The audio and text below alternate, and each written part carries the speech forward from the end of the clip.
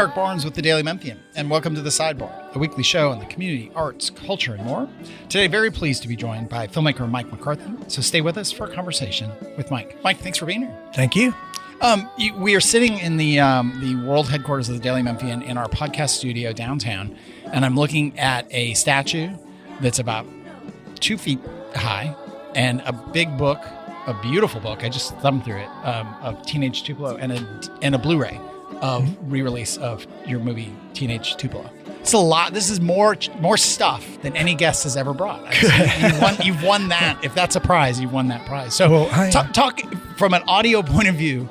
Tell people what I'm looking at and the significance. I don't know where you want to start. Oh, well, in 1995, Something Weird Video out of Seattle released their first brand new movie. They had been releasing a lot of lost B-movies, cult films, but Teenage Tupelo was the first brand new thing they ever put out on VHS back in those days of my semi-auto-biosexploitation comedy drama, Teenage Tupelo, where I went on in a search for my father, hoping to find Elvis, but the movie plot itself became a little bit more complicated and fun. Yeah.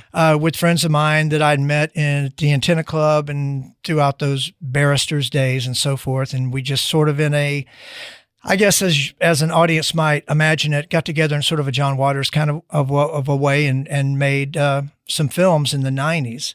The book, and I was doing comic books for another Seattle company called Fantagraphics Books. Uh-huh. And they had put out Dan Clow's Ghost World and the Hernandez Brothers Love and Rockets. They're still they're the premier graphic novel publisher. And you were living in Memphis. You're from Tupelo, living in Memphis, or living in Tupelo? I've been here 38 years, okay. I guess. Went to art school here and so forth, which goes back to Bowie. But Fantagraphics was publishing my graphic novels and my comics, which were largely autobiographical. And so then I leave comics in a counterintuitive move, for better or worse, and started making low-budget movies, thinking I was going to evolve into some state, like a John Waters maybe. Yeah.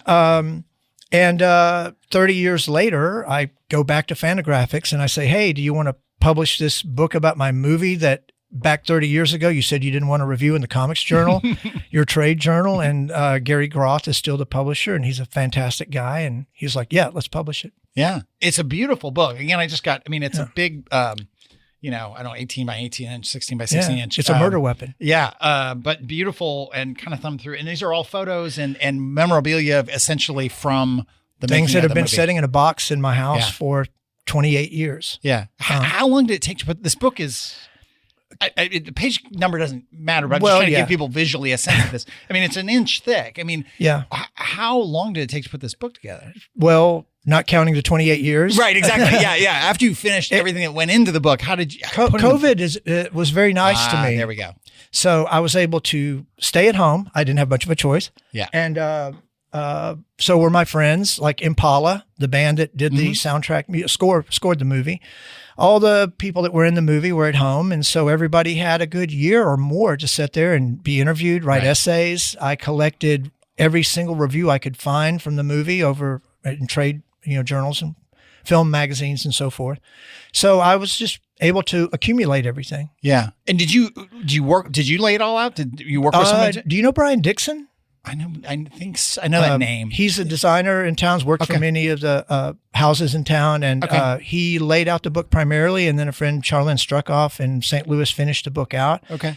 I just wanted it to look like a Taschen publication. Yeah. So if it looks like a Taschen publication, then that meant that I didn't waste my time and that Gary would say, yes, this looks great. Taschen being, I'm going to blow this, but Taschen being one of, if not the premier art book publishers, beautiful books of Monet's or of, I don't know who. That You're not afraid to leave white space. Yes, not afraid to leave white space. No, spared no expense yet. So it'll look like a Taschen book. That's very fair. And that's my only, I would give you a copy, but that's my only copy. No, it's okay. It's okay. But I think people can buy this though. Or did you sell them out? You didn't sell them. Okay, so I go from low budget filmmaker to putting out a $75 coffee table book. Yeah. But you can go to Burke's Books. Okay. We had a signing a couple of weeks ago. Yeah.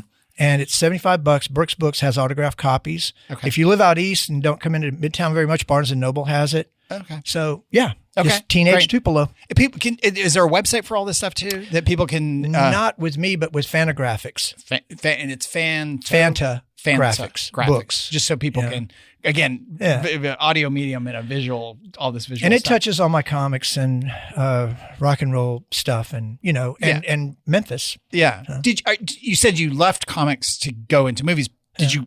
But you've gotten back to doing comics over time? I'd like to, but life is full of distractions. Yeah. So, I'd love to draw. Well, I did a comic book called Kid Anarchy, 3 issues for Fantagraphics a long time ago. And then George Cole, Bart Shannon, and I wrote a screenplay, and I'm trying to illustrate the screenplay, and it's taking me years. Yeah. If anyone would be interested in illustrating the screenplay, get in touch with me. And for comic books, you were writing, drawing, the whole thing. Nobody else would do it. No. For the price. The price. Kind of like the Johnny Cash sculpture. Yeah. Nobody else would do it. Well, okay. So the Johnny Cash sculpture, you did the Johnny Cash sculpture that many people have seen, I'm sure, in Cooper Young. More people have seen the sculpture than will ever read my comics or see my movies. Yeah. And how did that went up in 2019-ish? Yes. Yeah. This may be the core message of what we're talking about here, which is preservation, knowledge, history, understanding of the 20th century and the effect Memphis played on the world. And me learning more and more about the history of Memphis, because I worked at Sun Studio for 4 years, and you're picking up knowledge, you're reading books while you're there, you're giving tours. I did a tour last Monday for Tad Pearson. I got on a bus and drove 22 people from Delaware around Memphis. But at Sun, I realized that Johnny Cash's first show, December 54, was at Galloway Church in my Cooper Young neighborhood where I raised my 2 kids. And that's fascinating. Yeah. It's profound. And so I spent 5 or 6 years, maybe 7, and a group of people that we got together, a nonprofit called Legacy Memphis, tried to raise the money, couldn't raise enough money for the original sculptor to do the thing.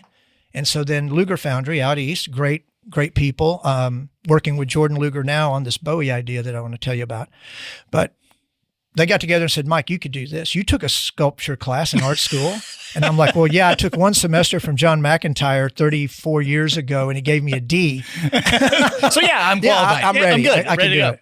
But so, I wound up being the guy to do it. Yeah. Again, remind everyone we're talking to Mike McCarthy, filmmaker, but also sculptor.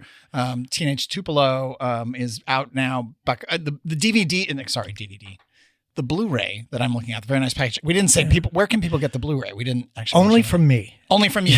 So cut out the middleman. Okay. So no, that's great. Find you on Facebook. I'm on Facebook. Somewhere. Yeah. And there's an email address in the book. Okay. Okay. Yeah, the movie's loaded with about 6 or 7 hours worth of features. Yeah. But back to sculpture. So we're sitting here, as I said at the top, between us is about a 2-foot tall sculpture. We'll have a photo on the website, on the Daily Memphian website with this article. And there's 4 faces. 4 faces at the top, kind of spinning, and then a kind of, I don't know, a figure. You want me to give you the sales pitch? Yeah, give me the sales pitch. Okay, so in 1972, the second Ziggy Stardust show in America was in Memphis. First Cleveland, got to get that out of the way, and then Memphis. When he came back in February, more as a full-blown Ziggy, but now he was promoting the Aladdin Sane Tour, February 73. He played Ellis Auditorium, where the Cannon Center is now. And at that point, he was on a course to end Ziggy Stardust because it was too big for him. It was super successful. It was the next thing in rock and roll. Glam rock was coming on. Punk would follow.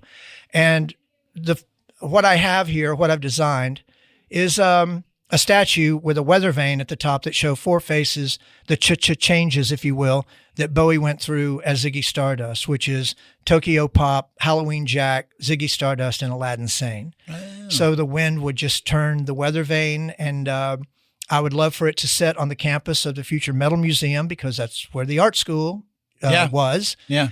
And I eventually went to the art school. And again, it's like working at Sun Studio, where you realize, oh, this happened, that happened. Yeah. Why don't we promote that? Why don't we let the world know about that?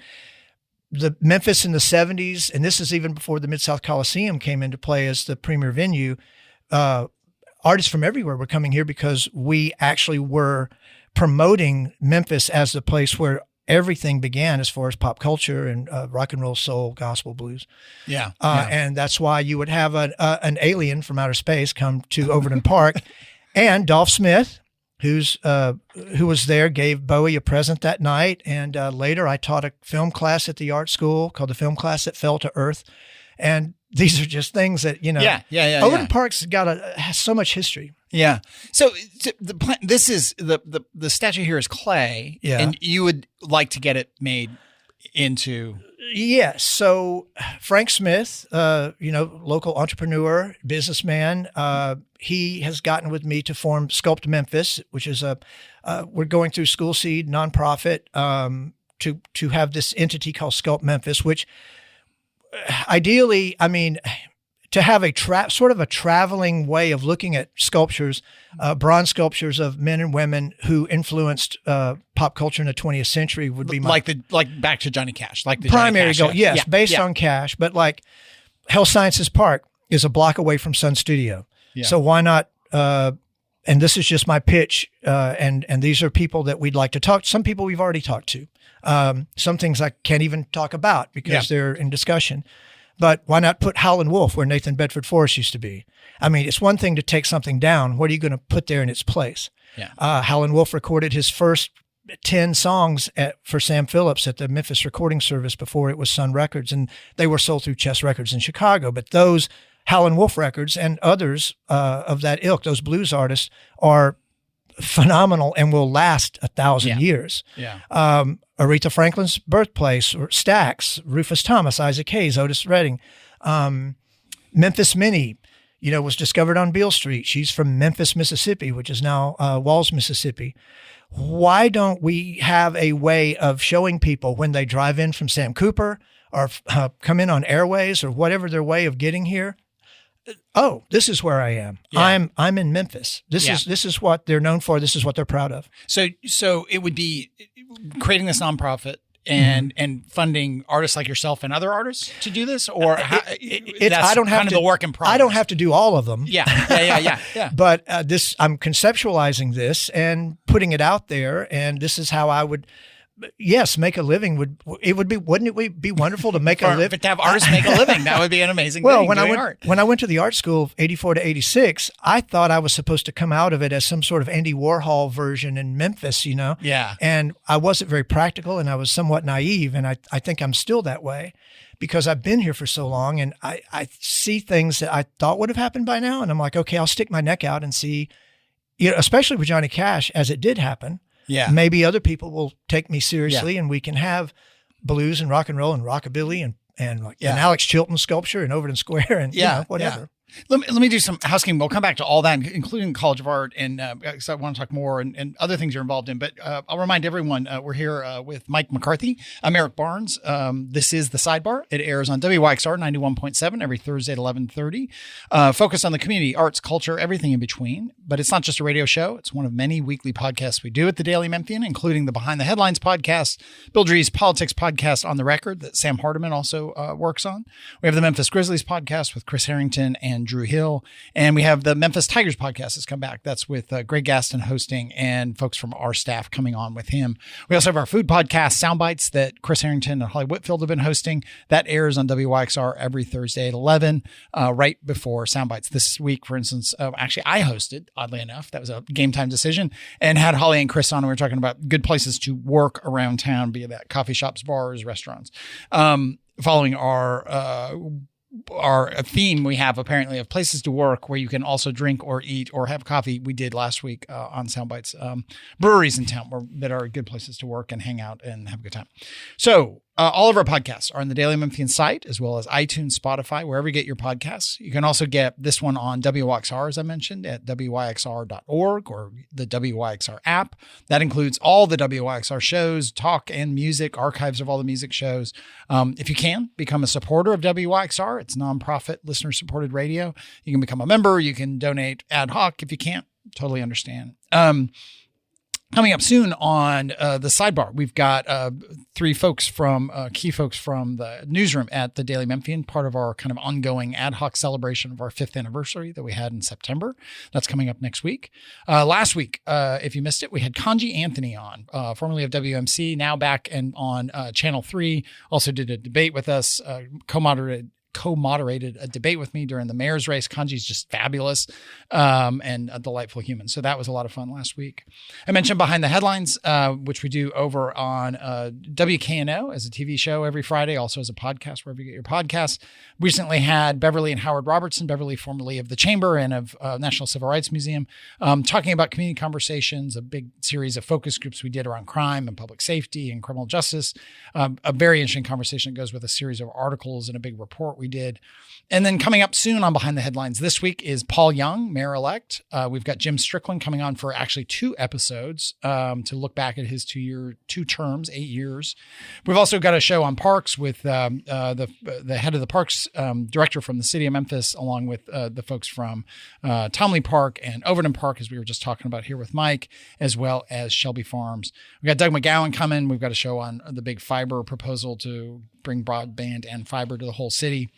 Last bit of housekeeping, our commercial real estate seminar, a big seminar, one of our 4 or 5 business seminars we do every year. That is coming up on November 30th at 3 p.m. at the Botanic Garden.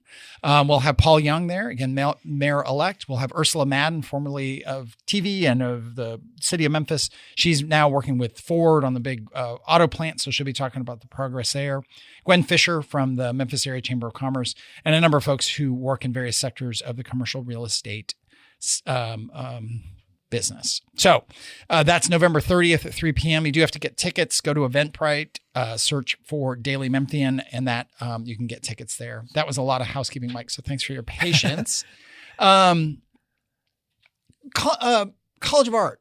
We've had inadvertently, I mean, only once or twice intentionally, had so many people on who I did not know went to the College of Art. And it's just been really bittersweet. I mean, and kind of sad, to talk about all these amazing people who've done all this really impactful, interesting work in Memphis and came out of the College of Art. Mm-hmm. And it not only was just sad that I always say this, but I'll say it again, it was so sad that it closed, but it was sad how it closed, right? Because it was just during COVID. It kind of wound down and people, understandably were having to leave and go to other schools or other jobs. Right. And then it was like a Zoom graduation to mark the end of College of Art. I will say Brooks Museum, and I'm curious if you're participating in this, the Brooks Museum is trying to do a big exhibit in 2025, looking at all the connections and artists and people who came out of the College of Art. And they've been soliciting from anybody who has any connection whatsoever to College of Art. It was a really interesting conversation with one of their curators there that we did a few months ago. But it's sad. Like, because we think about the influence that College of Art had here locally and nationally and internationally. And it's just kind of, it disappeared. It feels like it's disappearing in the sand, right? It would be even sadder if it weren't for the Metal Museum. 100%. Thank God for the Metal Museum going there. Yes. Thank God for the Metal Museum preserving the modern architecture of the building and the plans that Carissa has to keep it going. Yeah. We have to keep Midtown going. We have to keep Overton Park going. Yeah. Overton Square going. Midtown will have a vitality regardless. But how we shape it and how we reflect on it and remember it and save the architecture has always been very key to me. I didn't know about the Brooks project. Yeah. But people, I think if people search like Brooks Museum, Memphis College of Art, there's a place you can go on their website where if you knew, maybe you bought something that was made by an MCA artist, maybe you attended class or maybe you taught. They want kind of to try to pull together anything and everything they can. I don't think I knew what I was doing when I was going. Oh, yeah, right. Exactly. Yeah. I mean, that's probably true of a lot of people. Oh, my God. I didn't know what I was doing. Maybe I still don't. But it's just amazing to me that Dolph still kicking. John McIntyre, my sculpture teacher, still kicking. I would love for some cross-pollination in all these entities around town that are changing, mutating, other places are taking them over, whatever, just to reflect and remember musical heritage and what we are still selling the world as far as pop culture goes. Yeah. So I would love for there to be a space in the new Metal Museum that is a collection of some of those very important teachers that maybe some of them, I don't know, initially came out of the James Lee House, which was the original home of the art school. Oh, right. The old mansion. Totally forgot that. And yes. And then the school came into existence. And back then you didn't even have to have a master's degree to teach. You just had to have this fire and passion. Yeah. And those are the people that taught me. And some of them are gone. Some of them are still around. But it would be nice to remember those people. And then, I'm working on assumptions here that a Bowie sculpture in the park has a place and has meaning. Because as with anything, if you have knowledge of why something is there, you're walking through a city, you see something that's mysterious, it's a challenge. You have to kind of meet it and find out, well, why is this here? Why is this important? And I think the Metal Museum will rise to that challenge. Yeah. You've been very involved with Coliseum Coalition too, right? I was the first president. Yeah. And now Roy Barnes is the president. Yeah. I mean, it's all fits with what you're saying, right? I mean, it's the same themes of just preserving legacy of Memphis, of musical heritage, cultural heritage. Sure. Let's not tear things down. Let's try to everybody find a way to you make it meet says, let's save it. Well, okay. How do you save it? We have saved it. I believe it is saved. The question is, the administration has to then open up to that and fully embrace that and realize cultural identity, preservation, modern architecture, which Memphis is full of, City Hall, the airport, the art school, preserving modern architecture. And when people come here to spend their money and not go to Mississippi to spend it, they can touch history. They can touch these places that these people from the 20th century, the legacy that they left us. That's important to me. Yeah. If you're in I do this with people sometimes, but especially people with you who work on so many different things. Like if you were stuck in an elevator with somebody and they said, well, what do you do for a living? Because you're just standing there waiting to get the elevator moving again. How do you describe what you do? In a very serious way? Yeah, I don't know. I mean, it might depend on the day, your mood, how long you've been stuck in the elevator. I mean, because it's an interesting mix of interrelated things. I am a pop culture. I'm a fan of Memphis. I believe if we save Memphis, we save the world. Yeah.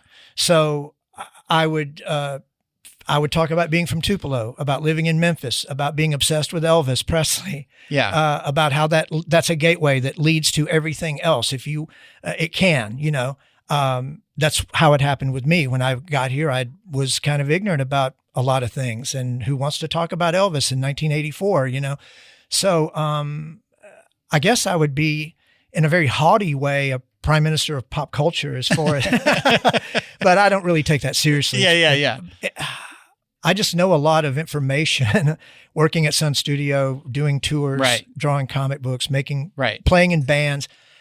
I will say this, in my defense of Elvis, when Elvis was a boy, he read comic books. And when he was a teenager, he helped create rock and roll. And when he was an adult, he appeared in 33 films. And comic books, rock and roll, and movies are the golden trinity of American pop culture. And so he's not just the king of rock and roll, he's the king of American pop culture. Yeah. And its influence coming out of a post-war world in the 20th century that made Memphis a real commodity. And we still are, I think, if we remember that. The gospel, soul, country, rockabilly, R&B, all that needs to be remembered, and I think in a physical way. So if I was in an elevator with somebody, that's physical being more than just the records, more than the recordings, but sculpture and places. It's not lip service. Yeah. And like if you drive into town and you see Isaac Hayes as Black Moses, or, surely that's going to catch your attention. Yeah. Or any iteration of Isaac Hayes would catch your attention and leads you to Stax, leads you to Soulsville, maybe leads you to places that are not the usual places you go. Yeah. It's interesting you talk about sculpture. And you mentioned earlier Overton Square. I mean, that was a big part of the renovation of Overton Square is all these sculptures and all that public art. Mm-hmm. And that was, I remember Bob Loeb talking about when he redeveloped, he said, well, we had a budget and then we just went nuts. And and his brother, I think, was very much in charge of that, if I'm not mistaken. And they just kept getting more sculpture, all local artists and kind of half sculptures on walls and so on. And then, there's Paint Memphis that does the big kind of cool, they bring out artists from Memphis and from outside Memphis. And they do, I think what they do recently, the Medical District, I think that was the most recent project. And there is this great tradition here of just kind of cool public art that is, I don't know when if that's always been the case or that came back in the last 10, 15 years, but it's fascinating. I think it's an, I don't say easy, but it's a first attempt, at least in surfacing the city with an understanding to outsiders that we understand ourselves. Yeah. Yeah. I mean, even the airport, I mean, yeah. the bizarre choice on the painting notwithstanding, or not the painting, but the photograph that they took down and then put back up very quickly, thankfully.